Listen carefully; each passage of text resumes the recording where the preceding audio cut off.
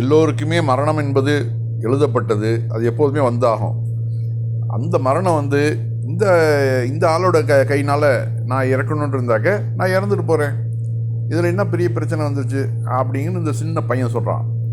அதாவது I love முகமதுங்கிறதுக்கு poster அடித்து ஒட்டினதுனாலையும் banner வச்சதுனாலையும் யோகி அரசு ஆட்களை வந்து கைது செய்யுது இல்லையா, அதற்கு எதிர்ப்பு தெரிவித்து நிறைய பேர் வந்து ரோடுகளில் இறங்கியிருக்கிறாங்க போராட்டத்தில்.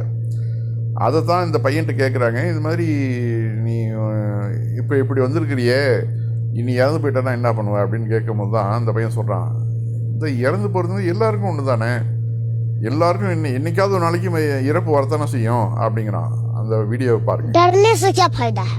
एक दिन किसी को सबको मरना है। वाह क्या बात। क्या अब ऐसे अब इनके हाथ से मरना होता तो इनके हाथ से पिताजी हैं। यस। இந்த 6 வயது 7 வயது சிறுவன்கிட்ட இருக்கக்கூடிய இந்த நம்பிக்கை, இறை நம்பிக்கை, நபிகள் நாயகத்தின் மேலே உள்ள அந்த பற்று, இதை வந்து அழிக்கணும் ஒழிக்கணும்னு நினச்சா அது முடியுமா? இந்த யோகி அரசாங்கம் இதை வந்து திங்க் பண்ணணும். இது மாதிரியான அதாவது முஸ்லீம்களுடைய உணர்வுகளோட விளையாடுவதை நிறுத்தணும்.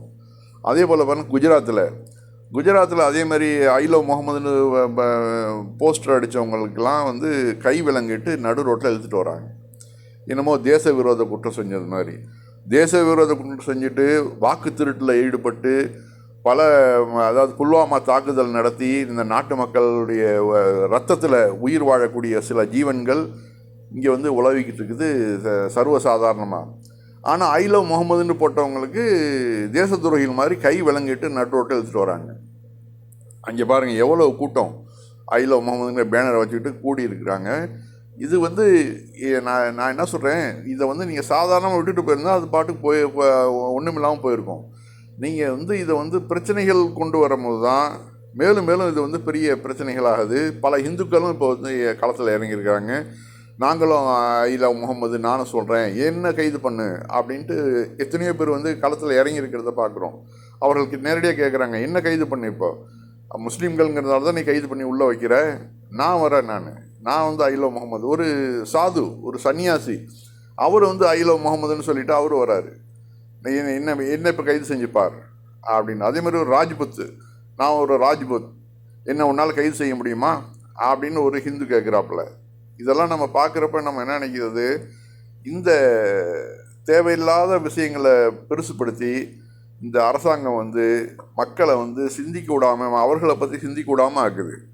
அது பாருங்கள், மகாராஷ்டிராவிலையும் அதே மாதிரி ஐ லவ் முகமது அப்படின்னு சொல்லிட்டு பேனர் வைக்கிறாங்க. பேனர் வச்சா எல்லாரும் வைக்கிறாங்க. இப்போ ராமன், நான் ராமனை விரும்புகிறேன், நான் கிருஷ்ணனை விரும்புகிறேன்னு எல்லோரும் தான் வைக்கிறாங்க. அது மாதிரி வச்சுட்டு போட்டுமே. இவர்கள் என்னன்னாக்க இந்து மதத்தை தவிர வேறு எந்த மதங்களும் இந்த நாட்டில் இருக்கக்கூடாது, அது பற்றின ஒரு பிரச்சாரம் வந்து வெளியில் வந்துடக்கூடாது. அப்படி வந்துச்சுனாக்க நம்முடைய வர்ணாசிரம தர்மம், சனாதன தர்மம் வீணாக போயிடும், அதுக்கு பங்கம் வராமல் நம்ம பார்த்துக்கணும் அப்படின்னு சொல்லிட்டு இந்த இந்து மதத்தை கட்டி காக்கிறதுல அவங்க முழு மூச்சாக இறங்குறாங்க. நீ இந்து மதத்தை முழு மூச்சாக கட்டி காக்கணுன்னாக்க என்ன பண்ணணும், அந்த வர்ணாசிரம கொள்கைகளை தூக்கி எறியணும். அது எரிய முடியுமோனால முடியாது. எங்கே பார்த்தாலும் இப்போ வந்து ஐ லவ் முகமதுன்னு இப்போ போஸ்டர் அடித்து ஓட்டுறாங்க. இப்போ நீ வந்து 10 பேரை கைது பண்ணுற, அந்த 100 பேர் 200 பேர் 1000 பேருன்னு வராங்களே, இப்போ இவங்களை கொண்டு போய் எங்கே கொண்டு போய் வைப்பண்ணின்னு இதெல்லாம் யோசனை பண்ணணும் இந்த காவி அரசாங்கம். இப்போ வந்து எங்கே பார்த்தாலும் இப்போ வடநாடு முழுக்க ஐ லவ் முகமதுங்கிற போஸ்டர்கள் தான் எங்கே பார்த்தாலும் இருக்குது. இப்போ நீ வந்து அதை அரெஸ்ட் பண்ணாமல் அவங்கள சாதாரணமாக விட்டுருந்தேனாக்க அவர்கள் எதுவுமே பண்ண போகிறதில்ல, அப்படியே போயிருப்பாங்க. இன்றைக்கி பாருங்கள், அதாவது அதுவும் ஜும்மா தொழுகைக்கு பிறகு பயங்கர கூட்டங்கள், பயங்கர பிரச்சனைகள் எல்லா இடங்கள்லையும். ஒரு ஆள்கிட்ட வந்து கேட்குறாப்புல, நீ வந்து வியாபாரத்தை விட்டுட்டு வந்துட்டியே அப்படின்னு சொல்லிட்டு.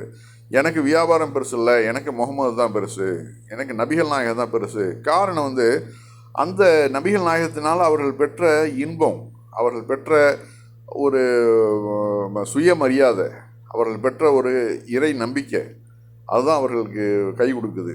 இப்போ நம்ம சமீபத்தில் பார்க்குறோம், நேற்று கூட நான் ஒரு பதிவு போட்டேன், ஒரு கிராமத்தில் ஒரு பொண்ணு, இதை பாருங்கள், பெண்களை கூட அரெஸ்ட் பண்ணி வண்டியில் ஏற்றுறாங்க.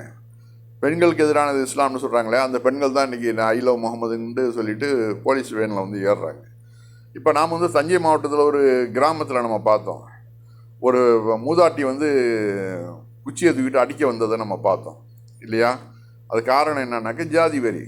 இந்த ரோடு வழியாக தலித் மக்கள் போகக்கூடாது அப்படின்னு சொல்லிட்டு அந்த பொண்ணு, அந்த வயசான மூதாட்டி வந்து அந்த பள்ளிக்கூடம் போகிற பிள்ளைங்களை, யாராவது பள்ளிக்கூடம் போகிற பிள்ளைங்களை போய் தடுப்பாங்களா?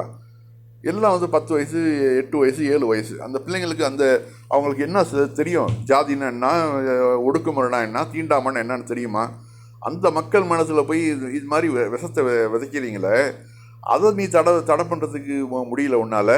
என்ன வந்து ஐ லவ் முகமதுன்னு சொல்லிட்டு ஒருத்தன் பேனர் வச்சாங்கிறதுக்காக நீ வந்து கைது பண்ணுறேன்னாக்க இந்த நாடு எங்கே போயிட்டுருக்குது? இந்த நாட்டுடைய ஆட்சியாளர்கள் எதை நோக்கி போயிட்டுருக்குறாங்க? இவர் சொல்கிறாரு, என்னுடைய மனைவி, என்னுடைய பிள்ளை, என்னுடைய தொழில், என்னுடைய சொந்தங்கள், இது எல்லாத்தையுமே நதீம் கான் அவர் சொல்கிறாரு, அதாவது இது எல்லாத்தையும் விட எனக்கு பெருசு முகமது தான். நான் முகமதை நான் வந்து அன்பு செலுத்துகிறேன், அவருக்காக நான் எதையும் செய்ய தயாருங்கிறாப்புல. இதுக்கு என்ன சொல்கிறீங்க?